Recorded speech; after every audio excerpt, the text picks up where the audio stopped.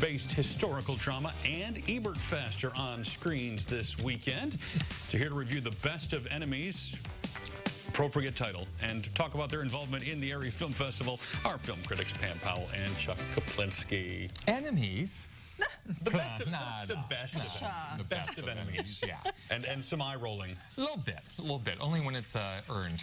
Well, we'll get to Ebertfest in a second, which obviously is taking up most of your week. It is. But let's talk about the best of enemies first and see what you guys think. I tell you, this was a surprising movie to me. It was really a pleasant surprise. Best of Enemies, based on a true story, takes place in Durham, North Carolina in 1971. You have a lady by the name of Ann Atwater, played by Teresia B. Henson, and another guy named C.P. Ellis, played by Sam Rockwell. There we see Miss Atwater. She is an activist in the communities for civil rights. And Mr. Ellis, well, he just happens to be the grand exalted Cyclops high poopa of the local KKK. Well, there's a problem. There is a fire at a local black school, and suddenly you have a whole population that can't go to school. And it is suggested that they go to a white school, that the school be integrated, an issue that the town has been kicking down the road for quite some time. Well, they can't do it anymore. And so they bring in an expert, a mediator, that guy right there, and he decides that they're going to do what is called a charrette. Something I had never heard of, and something many people in the movie never heard of either. And apparently what it is a series of meetings over the course of 10 days in which people from opposing sides of an issue get together, talk, work things out, come to some sort of consensus as to what the issue is. And he decides to make these mortal enemies, the head of each one of these factions. And let me say, they just butt heads big time. You know, this really reminded me a lot of Green Book, which of course is also very much a similar theme and everything, and recently in theaters.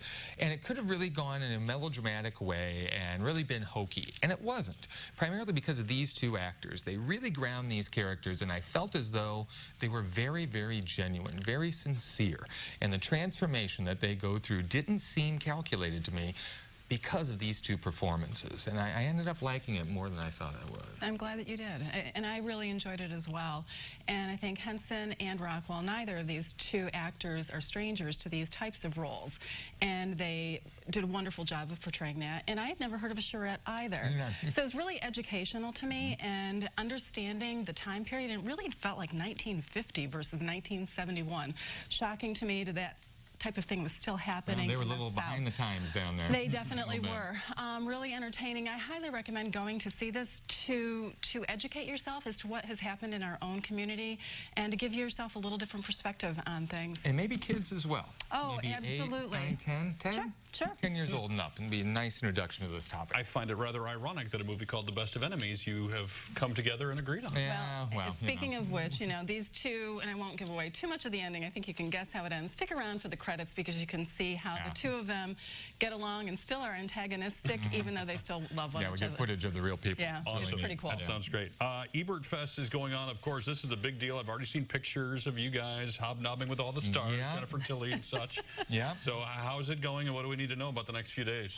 Well, we're going to be very busy the next few days. Tonight at 9 o'clock, they're going to show the movie Bound with Jennifer Tilly and Gina Gershon, and we have been fortunate enough to be asked to do the question and answer with them afterwards. Yeah, don't screw that up. Yeah, thanks. Yeah. No pressure, no pressure. I appreciate that.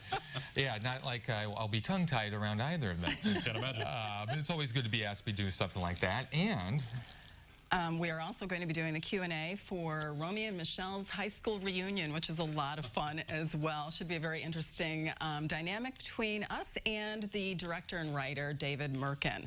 A lot of different Q&As, and we went to a panel, or I went to 2 panels today that were wonderful. Rachel Getting Married is showing right now, and that's about addiction, and we were able to talk with addiction experts as well as some film critics in the area of integrating those two topics. And then it was followed by women in film and how Hollywood versus independent filmmaking, and how women are impacted by that.